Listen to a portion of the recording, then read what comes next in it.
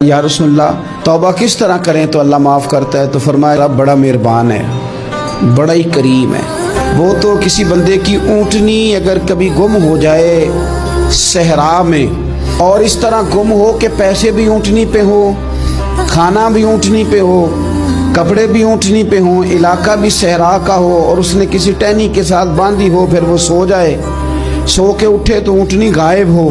اب وہ اتنا پریشان ہو کہ آگے پیچھے دائیں بائیں دیکھا تو پتہ چلا کہ اونٹنی تو غائب ہو گئی، نہ کھانا ہے، نہ پیسے ہیں، نہ کپڑے ہیں، نہ سواری ہے، علاقہ صحرا کا ہے، پیدل جا بھی نہیں سکتا۔